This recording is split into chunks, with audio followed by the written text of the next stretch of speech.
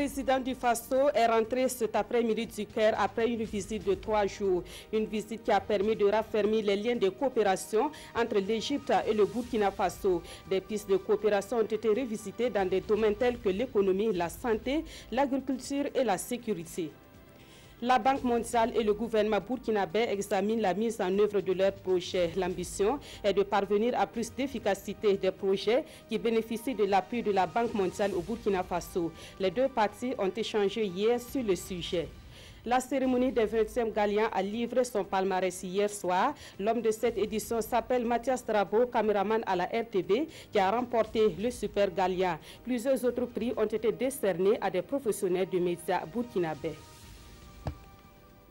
Mesdames, Messieurs, bonsoir. Merci de nous suivre. Du sport, pour commencer, les étalons viennent de remporter le match qui les opposait au Palanca Negras de l'Angola. C'était tout à l'heure au stade du 4 août de Ouagadougou, 3-1 pour les étalons. Nous faisons une analyse à chaud avec Lassina Sawadougou du service des sports. Bonsoir Lassina. Bonsoir Nathalie. Alors, quel enseignement tirer de ce match? L'enseignement qu'on peut tirer de prime abord, c'est que les étalons ont gagné, ils ont pris 3 points. 3 points dans ce groupe I parce qu'on l'a rappelé derrière le plateau de l'animation, la Mauritanie qui jouait contre le Botswana a gagné au Botswana. Donc la Mauritanie avait 3 points. Et le Burkina Faso, tête de poule, n'avait pas droit à l'erreur. 3 points pris et un goal average important de plus de le Burkina est en tête de ce groupe et peut tranquillement aller en vacances en attendant donc la reprise de ces éliminatoires au mois de mars prochain. Autrement dit, on peut dire que les étalons sont bien partis pour ces éliminatoires. Oui, c'était un match difficile comme vous l'avez vu, un but d'Aristide Bansé à la 21e minute, une réaction tout de suite de l'Angola à la 22e minute et Bansé qui revient pour son doublé à la 42e minute. Une deuxième période difficile, Nathalie, pour les étalons parce que les Angolais sont de très bons manières de ballon, il faut le dire. Ils ont véritablement bousculé cette défense expérimentale des étalons avec Issouf Paro et Steve Yago qui jouaient pratiquement pour la première fois ensemble dans l'axe de la défense des étalons. Et puis Bertrand Traoré qui était véritablement en dedans dans cette rencontre-là est arrivé avec cette étincelle à la 78e minute pour véritablement mettre tout le monde à l'abri avec ces 2 buts d'écart. Ils ont fait le break et les étalons ont terminé le match tranquillement et on peut dire que la première sortie est bien réussie pour les poulains de Paolo Duarte avec un Aristide Bansé des grands jours ce soir. On souhaite aussi que ce soit le cas pour la suite. Merci beaucoup, Lassina Sawadougou, pour cette analyse et encore bravo à nos étalons. Le président du Faso est rentré cet après-midi d'Égypte où il était en visite officielle. Rochmar Christa Kaboré a fait le résumé de son séjour qui se résume au renforcement de la coopération entre le Burkina Faso et l'Égypte. Des domaines tels que la santé, l'agriculture et la sécurité sont concernés par ce nouvel élan de coopération. On écoute le chef de l'État s'exprimer au micro de Moussa Ouedraogo et Ismaël Sirima. Il s'agissait de renforcer la coopération à tous les niveaux entre nos deux pays, aussi bien au niveau de l'enseignement supérieur, aussi bien au niveau, je dirais, de l'agriculture, de la santé et également, je dirais, au niveau de l'armée. Au niveau de la santé en particulier, au-delà des questions classiques, il s'est agi également de discuter sur la possibilité dans le cadre de la coopération, de pouvoir mettre en place une industrie de fabrication de produits médicaux au Burkina Faso. De même que nous avons eu cette rencontre au haut niveau avec le président Al-Sisi, les différents ministres ont également rencontré leurs homologues pour affiner un peu l'ensemble de ces discussions que nous avons eues. L'objet étant la tenue rapide, je dirais, de la commission mixte entre l'Égypte et le Burkina Faso pour définir le cadre final sur lequel nous allons nous fonder pour avancer sur ces différents objectifs. Ça a été également l'occasion pour nous de rencontrer la fédération, également des hommes d'affaires et des investisseurs égyptiens, avec lesquels nous avons montré la place du secteur privé dans cette coopération entre nos deux pays et la nécessité de briser la première barrière qui est la méconnaissance de part et d'autre des potentialités de chaque pays. Et nous avons eu l'opportunité également de rencontrer, je dirais d'un côté, l'imam du Caire et le pape également des orthodoxes pour simplement une visite de courtoisie pour les saluer. Je dois pouvoir dire que ça a été une mission qui a été de 72 heures très dense avec beaucoup de rencontres, dont la rencontre que nous avons eu avec le président de la CAF, la rencontre que nous avons également avec Afreximbank, dont le siège est au Caire, qui accompagne déjà dans le cadre du programme national de développement économique et social le financement de nos différents projets.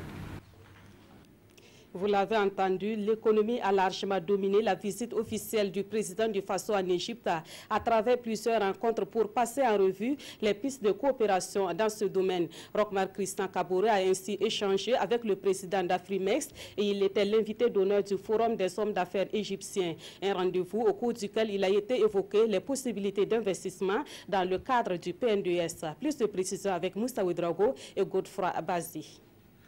Nouvelles opportunités offertes au président du Faso de défendre les avantages d'investir au Burkina. Le Forum des hommes d'affaires égyptiens était une tribune tout indiquée pour jouer au VRP. Et la principale porte d'entrée est le Plan national de développement économique et social PNDS. Roch-Marc Christian Kaboré, après avoir insisté sur la nécessité pour les hommes d'affaires des deux pays de se connaître davantage, a répondu aux multiples questions des Égyptiens. Elle tournait autour de l'enclavement du pays, des possibilités de contribuer à la lutte contre les maladies ou de fournir au Burkina du gaz ou de l'électricité. Un intérêt certain des milieux d'affaires égyptiens prêts à traverser le Sahara. Au bout du compte, c'est une rencontre qui satisfait largement le président du Faso. Je voudrais dire que vis-à-vis du Burkina Faso, il y a tout ce qui concerne l'alimentaire, dans lequel l'Égypte quand même a un certain nombre de progrès. Et il y a tout ce qui concerne les apports que les Égyptiens peuvent nous apporter sur le plan de la construction des infrastructures, sur le plan de la santé, parce que là également nous avons des domaines de construction d'hôpitaux, nous avons également la nécessité de mettre en place des usines de fabrication de produits médicaux. Et dans ce sens, les discussions que nous avons eues avec le ministre de la Santé montrent bien que c'est un domaine dans lequel l'Égypte peut nous faire apporter quelque chose. Également, nous avons tout ce qui concerne le secteur minier, le coton qui est déjà importé du Burkina Faso par l'Égypte, et nous souhaitons que là également, l'expérience égyptienne en matière de filature puisse également permettre de transformer une partie du coton burkinabé au lieu de le vendre sous forme de fibre en permanence. Les jalons d'une diversification des sources d'investissement viennent d'être posés au Caire et les Égyptiens qui sont décidés à tourner leur regard vers le continent noir devraient tracer très rapidement les sillons d'une fructueuse coopération. Poursuivant ces discussions avec le monde de l'économie, le chef de l'État a reçu le président directeur général d'Afreximbank, la banque africaine d'import-export. Cette banque était venue en février dernier à Ouagadougou pour nouer des contacts avec les autorités burkinabées. Et une fois rentré du Caire, le président du Faso a reçu à Kosiam une délégation de la Commission de l'Union africaine. Cette délégation est en tournée dans les pays du G5 Sahel. Elle est allée évoquer avec le chef de l'État le projet de réforme de l'Union africaine et réitérer le soutien de l'UIA aux pays du G5 Sahel dans la lutte contre le terrorisme. On fait le point avec Gérard Sommet et Draman Dadzia. La Mi-Sahel. La mission de l'Union africaine pour le Sahel est à Ouagadougou, dernière étape de sa tournée dans les pays du G5 Sahel. Moussa Faki Mahamat est là pour saluer l'initiative du rehaussement des effectifs de la force commune du G5 Sahel à 10 000 hommes. Le dossier est actuellement sur la table du Conseil de paix et de sécurité de l'ONU, dit-il. Et au président du Faso, il réitère le soutien de son institution dans la lutte contre le terrorisme et l'insécurité transfrontalière. Nous allons certainement contribuer d'abord sur le plan politique et diplomatique, d'abord obtenir un mandat sous chapitre 7 pour cette force lui donnera tous les outils juridiques pour pouvoir agir. Elle va agir dans un environnement difficile, dans un contexte tout aussi difficile. Également, par notre plaidoyer, nous allons contribuer également à équiper cette force. Le financement de l'Union africaine, voilà qui est également au menu de cette rencontre. Les chefs d'État ont pris l'engagement de s'assumer. C'était en 2016 à Kigali. Et Moussa Faki Mahamat de faire le point au président du Faso. Un projet de réforme en cours pour redonner force et vie à l'Union africaine. Le gouvernement burkinabé et la Banque mondiale passent en revue les projets qui sont financés par cette institution au Burkina Faso. Les deux parties se sont retrouvées hier pour réfléchir et trouver les solutions aux problèmes qui entravent la mise en œuvre des projets financés par la Banque mondiale. Ces projets concernent des secteurs tels que les infrastructures, l'assainissement, l'agriculture et l'emploi des jeunes. Salifou Belem, Nathalie Sawadgo, Nabaloum.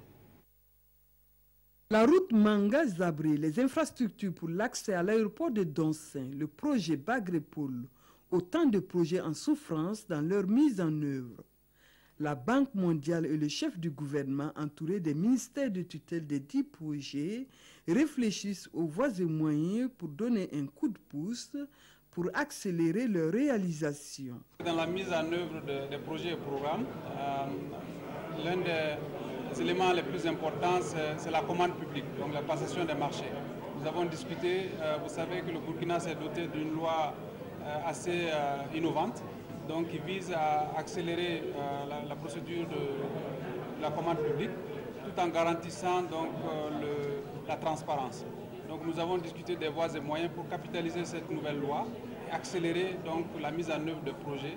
Et c'est ça aussi qui va accélérer le décaissement pour que les populations puissent commencer à voir les résultats de tous les engagements qui ont été pris à Paris en décembre. La Banque mondiale a considéré que le dispositif qui est en place à l'heure actuelle, la réglementation est de très bonne qualité et que dorénavant, ils vont utiliser les procédures nationales au lieu d'utiliser les procédures de la Banque mondiale. Je crois que ça, c'est un aspect très important et qui est ressorti, on devrait en être fiers. La Banque mondiale, partenaire stratégique du Burkina Faso selon la ministre en charge des Finances. Le Burkina Faso se doit de jouer sa partition pour relever les différents défis. Et les stratégies de développement de tous ces secteurs d'activité sont bien contenues dans le programme présidentiel de Roch-Marc Christian à Kaboré. À ce jour, quel est le niveau de satisfaction des Burkinabés quant à la mise en œuvre des engagements contenus dans ce programme présidentiel? Cette question a été utilisée pour un sondage d'opinion réalisé par le CGD, le Centre pour la gouvernance démocratique et l'ONG Diakonia. Les résultats de ce sondage ont été publiés hier à Ouagadougou. Adama Giti et Vincent Tchendrebego. Photographie de l'opinion publique sur la mise en œuvre des engagements pris par le président du Faso dans son programme présidentiel. La santé est l'un des domaines où l'exécutif a beaucoup marqué de points. L'opinion est aussi favorable de la manière dont les menaces terroristes est gérée. Quant au PNDS, le sondage indique un déficit de confiance du public. Un peu moins de la moitié est confiant et le reste soit n'y est pas favorable ou ne sait pas. Et la question des délestages est le plus décriée dans ce document. Il y a deux grandes tendances qui se dégagent. La première tendance concerne les engagements qui ont été pris par le président dans son projet de société. Pour certains domaines tels que l'accès à la santé de qualité pour tous, l'éducation, la promotion de la femme, les citoyens ont un niveau de confiance relativement bon du fait que ces engagements vont être tenus à l'horizon 2020. Il faut aussi voir qu'il y a aussi des aspects sur lesquels l'État doit voir parce que les citoyens ne sont pas satisfaits. C'est notamment les promesses liées dans le domaine de l'agriculture. Et quand nous prenons aussi l'exemple le cas de la lutte contre la corruption, à 55%, les citoyens ne sont pas satisfaits. Nous attendons du gouvernement et de l'ensemble des citoyens de prendre connaissance de ces résultats et de travailler à faire en sorte que les attentes des citoyens et des citoyennes soient remplies parce que c'est pour cela qu'on est élu. Ce sondage a concerné plus de 1500 personnes dans toutes les régions et compte pour le premier semestre de 2017. Autre point de l'actualité et direction la capitale française où se tient le Forum économique international pour l'entrepreneuriat et les financements. Les défis du développement durable du continent africain sont au cœur de ce forum qui a débuté hier à Paris. Et ce forum est une initiative du GIFA, le groupement international des femmes actives. Le Burkina Faso y est représenté par une délégation d'hommes d'affaires. Le reportage de nos envoyés spéciaux Jean-Eudes Bayala et Abdelaziz Yagibou. L'Afrique doit renoncer à la stratégie de copier-coller et définir elle-même ses propres stratégies de mise en valeur de ses potentialités des plus riches au monde. Avis émis par ces experts internationaux des questions de développement. Au-delà des discours, le 4e Forum économique international pour le développement de l'entrepreneuriat et les financements s'est voulu pragmatique. Les panélistes conviés ont mis à profit 3 tables rondes pour placer le curseur là où les pays du continent noir ont mal. Face à une assistance composée d'acteurs économiques de pays d'Europe et d'Afrique dont le Burkina, ils ont indiqué les chemins qui mènent au salut de l'Afrique et partagé des secrets pour la promotion de l'entrepreneuriat au féminin et celui des jeunes. Quand on parle de l'entrepreneuriat féminin, on parle des femmes qui sont dans les marchés, qui sont dans les formels. Non, il y a certaines femmes qui se sont lancées dans l'industrie, l'agroalimentaire, on en a parlé aujourd'hui, les cosmétiques, les nouvelles technologies. Donc il faut aussi encourager ces femmes. À cette tribune économique qu'abrite la Maison des Travaux Publics sur les Champs-Élysées, le Burkina est représenté par une délégation d'une quinzaine de personnes à majorité du monde des affaires. Délégation conduite par le président du conseil d'administration du groupe La Nord Afrique, Apollinaire Compaoré, parrain pour la 2e fois consécutive du forum. Chaque fois qu'on peut aider les femmes et les jeunes, je suis motivé pour donner le peu d'expérience que Dieu m'a donné. Au Burkina Faso, il y a beaucoup de femmes dynamiques aujourd'hui qui ont créé des entreprises. Il y a certaines même qui ont eu des marchés, mais pas d'argent pour travailler. Et nous avions l'occasion de dire ça ici en France. Nous avons besoin pas forcément des aides qui aliènent, mais des aides qui permettent d'aller de l'avant, des aides qui permettent d'autonomiser la femme burkinabé. À l'ère du numérique, des innovations et des énergies renouvelables, l'Afrique doit se donner tous les moyens pour rattraper le train du développement en marche à travers le monde. Préoccupation prise en compte par le groupement d'investissement de femmes actives JIFA, qui a greffé au Forum 2017 un salon de l'innovation, de l'économie, de l'écotourisme, des nouvelles technologies et de la promotion de l'entreprise.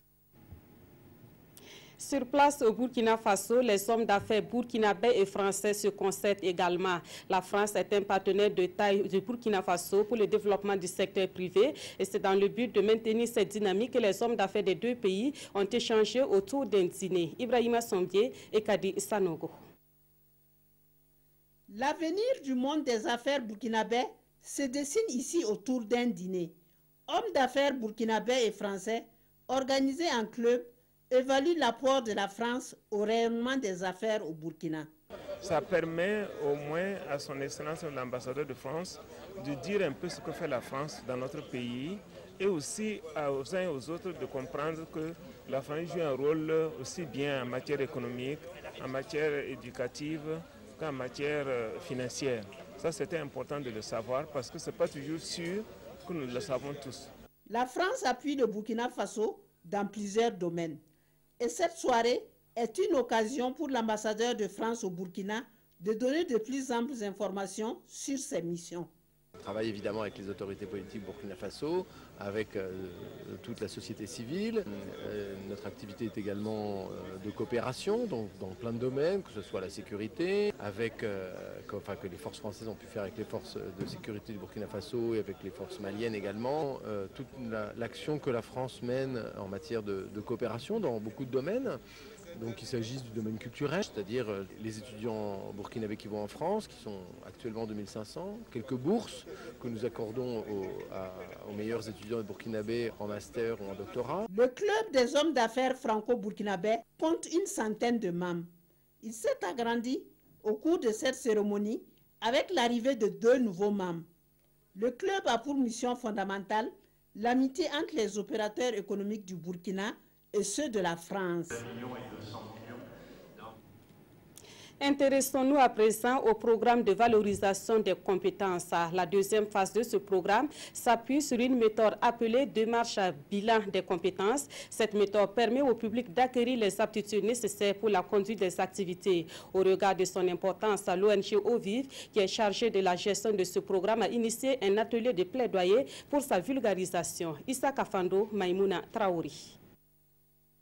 La démarche bilan valorisation des compétences vise les secteurs de l'éducation, de la formation professionnelle, de la gouvernance et de la citoyenneté. Il s'agit de stimuler la capacité de l'individu à compter d'abord sur lui-même, à valoriser ses ressources propres, à prendre l'initiative d'agir et des décisions concernant son avenir professionnel. La démarche bilan valorisation des compétences vise à faire le bilan au niveau des petits entrepreneurs ruraux urbains, à faire le bilan de leur trajectoire et de pouvoir optimiser leur façon de faire.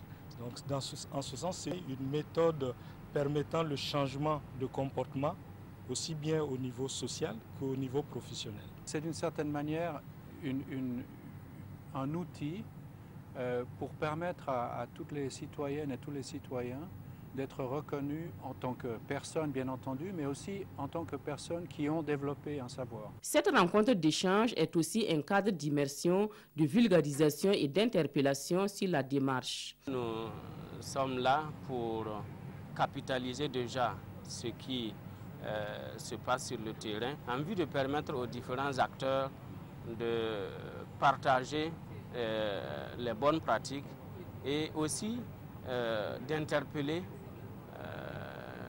le MENA, mais aussi les structures du ministère ayant en charge donc toute la question du développement de l'individu. C'est aussi l'occasion d'identifier les problèmes rencontrés par les promoteurs dans la vulgarisation de la démarche et de proposer des solutions pour les résoudre. Autre point de l'actualité, le Conseil d'État a proclamé ce samedi les résultats définitifs des élections municipales partielles et complémentaires du 28 mai dernier. Dans l'ensemble, ces élections se sont bien déroulées selon le Conseil d'État puisque le code électoral a été respecté. Il note tout de même quelques irrégularités qui n'ont pas d'incidence sur les résultats du vote. Pawadrogo Chansongo et Mounira Keri.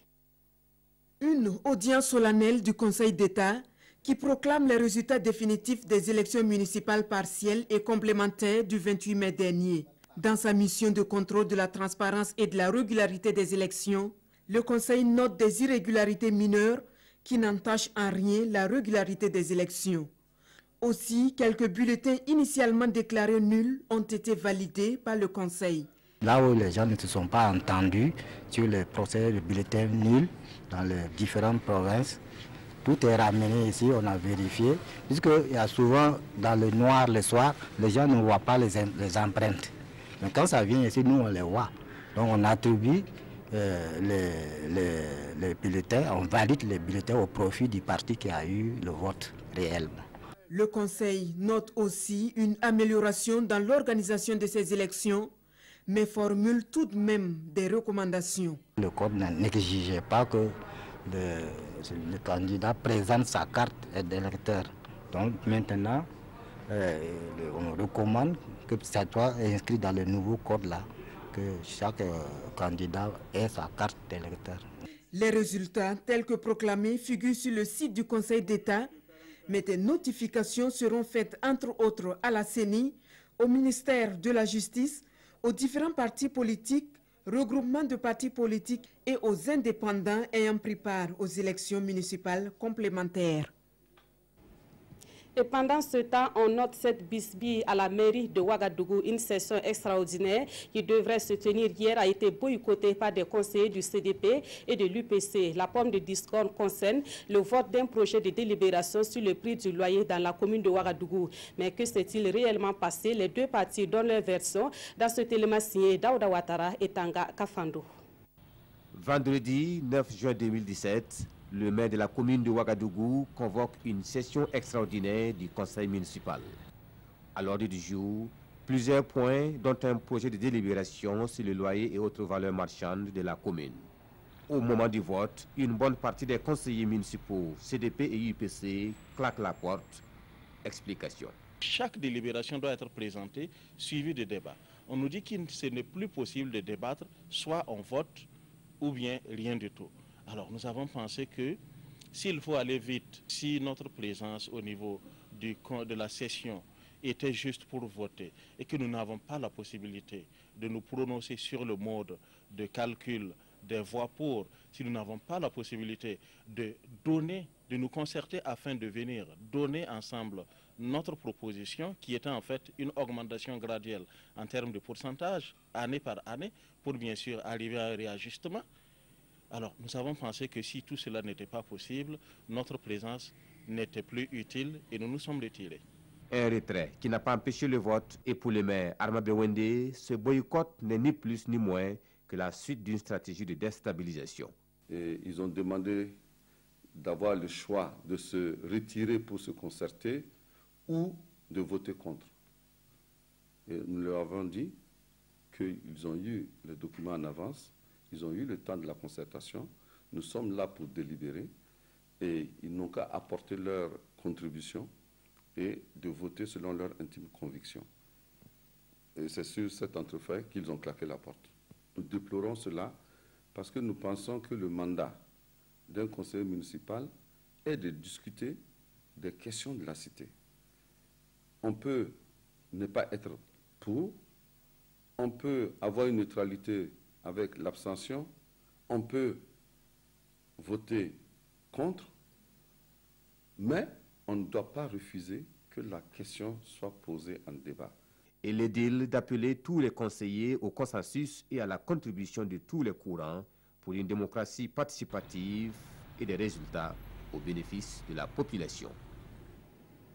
Dans l'actualité également, un réseau de malfrats spécialisé dans le vol à main armée a été démantelé par la police à Ouagadougou. L'enquête qui a abouti à l'arrestation de ces malfrats a également permis d'arrêter un des auteurs de l'homicide du commissaire de police Ousmane Ramdé. Rappelons que ce dernier avait été tué par des malfrats dans la nuit du 12 au 13 mai dernier à Ouagadougou. Plus de précisions avec Issa Kafando et Ismaël Dilouma Sirima.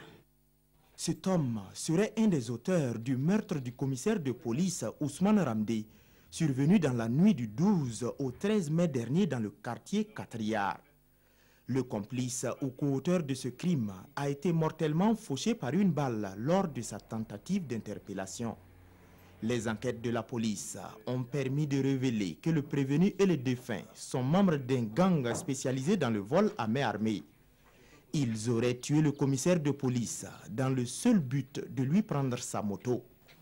Tous armés de pistolets automatiques, ils procèdent par filature de leurs victimes, généralement tard dans la nuit et très souvent celles qui ont des motocyclettes de grande valeur. Et à la faveur d'une rue isolée ou d'une ruelle mal éclairée, ils passent à l'acte.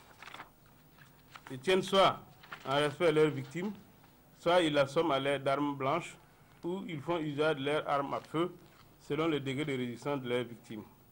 Puis, il a dépouillé de tous ses biens de valeur, en plus de la motocyclette. Cette opération de la police a permis de mettre la main sur 9 motocyclettes et 2 armes à feu. Tous ces engins à 2 roues volés sont remis à des receleurs, dont la spécialité est de procéder à la falsification des numéros de série et à l'établissement de fausses cartes grises avant d'être écoulés sur le marché.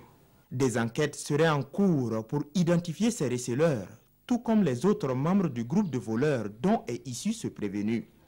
Ils auraient à leur actif des dizaines de vols à main armée perpétrés dans la ville de Ouagadougou.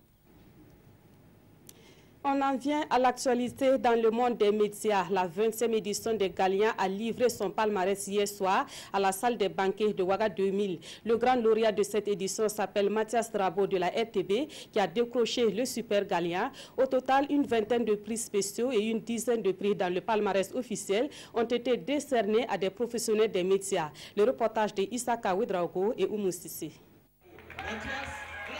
Le Super Galien à la radiodiffusion télévision du Burkina. Mathias Drabo, caméraman, est l'heureux gagnant de ce prestigieux prix.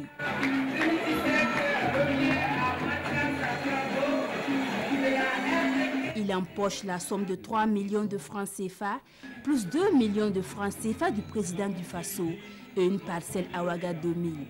Pour lui, c'est le couronnement d'un travail bien fait. Je remercie l'équipe technique. À cette 20e édition des Galiens, une vingtaine de prix spéciaux et une dizaine dans le palmarès officiel ont été décernés dans les catégories langue nationale, presse en ligne, presse écrite, radiodiffusion sonore et télévisuelle. Je suis satisfait parce que notre production, je pense, a permis de sauver cette espèce-là, tout le monde sait que l'âne on sait le rôle qu'elle joue dans nos sociétés. Un peu spécial, un Galien. C'est une interpellation, en tout cas, à travailler davantage. Pour cette 20e édition des Galiens, 205 œuvres étaient soumises à l'appréciation du jury. Cette célébration est placée sous le signe du renforcement du professionnalisme des hommes et des femmes de médias qui s'emploient au quotidien à l'information de tous. Après 20 ans, nous pouvons être fiers des résultats, même s'il est évident que nous avons énormément des insuffisances à combler. À la sortie de cet événement, la relecture du règlement intérieur afin de prendre en compte toutes les observations et remarques qui ont été faites durant cette édition. Et depuis 1997, date de son institution, plus de 300 lauréats ont été récompensés pour environ 300 œuvres reçues. Voilà, encore félicitations à Mathias Drabo et aux autres lauréats. Et puis cette année, c'est le PDG du groupe Horizon FM, Moustapha Labili Tsombiano, qui a été choisi comme président d'honneur des Galiens. Premier promoteur de radio privée au Burkina Faso, il dit être honoré par le choix porté sur sa personne et il encourage les professionnels des médias à exceller dans leur métier. On l'écoute au micro de Issaka Ouedraogo et Oumou Sissi. Je voudrais du fond du cœur vous témoigner ma sincère gratitude pour cet honneur que vous m'avez fait en me désignant comme président d'honneur de cette grande manifestation. Cela m'exhorte à plus d'un titre, premier promoteur de radio et même de télévision. Je perçois votre choix comme une reconnaissance à ma personne en tant que précurseur dans le domaine des médias privés où j'ai œuvrer selon mes moyens au développement de ce secteur de notre pays. Tous les journalistes, applaudissez-vous parce que vous faites un travail incroyable pour le Burkina Faso, pour la nation. Et grâce à vous, on a déjoué beaucoup d'obstacles. Grâce à vous, on a déjoué, on a fait coucher des montagnes. Grâce à vous, les inondations n'ont pas pu avaler des âmes au Burkina Faso. Grâce à vous, aujourd'hui, le Burkina Faso reste toujours le pays des hommes intègres. Vous êtes intègres et je ne vous aimerai jamais voir un journaliste garibou. Et pendant que la 20e édition des Galiens a livré son palmarès, une autre compétition vient d'être lancée pour récompenser les professionnels des médias numériques. Dénommée Inventons les médias de demain, cette compétition veut favoriser l'innovation dans le contenu des médias numériques. Elle est initiée par l'Organisation internationale de la francophonie en partenariat avec le gouvernement burkinabé et l'IPERMIC. Plus de précisions avec Yacouba Gamene et Kadi Sanogo. Cette activité met en compétition les jeunes journalistes, développeurs de sites web, infographes, éditeurs de contenu, designers et communicateurs pour développer des projets multimédia innovants. Il s'agit d'un accompagnement que l'OIF apporte aux pays francophones en général et aux pays africains et fait en sorte que la jeunesse soit au cœur de l'innovation, fait en sorte que la jeunesse francophone d'Afrique contribue au développement des médias. Initiée par l'Organisation internationale de la francophonie OIF, la compétition offre également une grande opportunité de formation aux participants sélectionnés et des prix aux 3 meilleures productions. Actuellement, nous avons l'évolution d'Internet. Tout le monde aujourd'hui est détenteur d'informations à travers Facebook, WhatsApp. Mais les journalistes, comment traiter l'information avec ces concurrents potentiels qui sont sur les réseaux sociaux?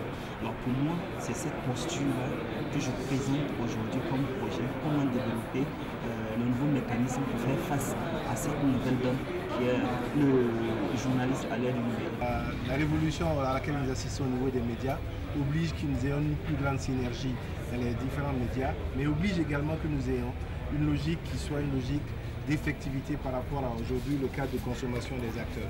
Aujourd'hui, les acteurs consomment essentiellement numérique et donc il faut que nos jeunes puissent créer des contenus pour avoir justement cette capacité d'innover et d'être en phase avec la nouvelle communication numérique. À la fin de la compétition, une possibilité est offerte aux jeunes de postuler à un concours lancé par l'OIF pour l'ensemble des pays francophones. Akatom est à sa 3e édition après son passage au Cameroun en 2015 et au Bénin en 2016. Un mot de l'actualité à l'international pour terminer. La procureure de la Cour pénale internationale demande une arrestation du président du Soudan, Omar el-Béchir. Fatou Bensouda l'a dit au cours d'une intervention devant le Conseil de sécurité de l'ONU. La procureure générale de la Cour pénale internationale, Fatou Bensouda, a réitéré son appel aux États afin qu'ils mettent aux arrêts les suspects présumés de génocide, crimes de guerre et crimes contre l'humanité commis dans la région du Darfour au Soudan, y compris le président du pays, Omar al-Béchir. Fatou Bensouda s'est exprimée jeudi devant le Conseil de sécurité des Nations Unies à New York. Selon elle, l'impunité bloque les efforts visant à mettre fin aux crimes de guerre. Aucun des suspects pour lesquels des mandats d'arrêt ont été délivrés n'a été arrêté et transféré à la Cour pénale internationale. N'oublions pas, ces hommes ont plusieurs accusations à leurs actifs. Pour certains, des crimes les plus graves au monde, comme prévu dans le statut de Rome. Elle a également souligné que le président Omar al-Béchir est toujours en liberté malgré un mandat d'arrêt délivré contre lui en 2009. Des cas allégués, selon elle, de non-respect par les parties au dit traité. Plus récemment, le 29 mars 2017, M. al-Béchir s'est rendu en Jordanie. Malgré le rappel du registre de ses obligations d'arrestation et de remise, la Jordanie a refusé de le faire. Le Conseil de sécurité a demandé à la Cour pénale d'enquêter sur les crimes de guerre au Darfour en 2005. Une région où 300 000 personnes sont mortes et des millions d'autres déplacés depuis que la guerre civile a éclaté en 2003 entre le gouvernement et les rebelles. Et c'est la fin de ce journal. Merci de l'avoir suivi. L'information revient à 22h30 avec Sanoua Christine Koulibaly. Excellente soirée de samedi en compagnie de la RTV.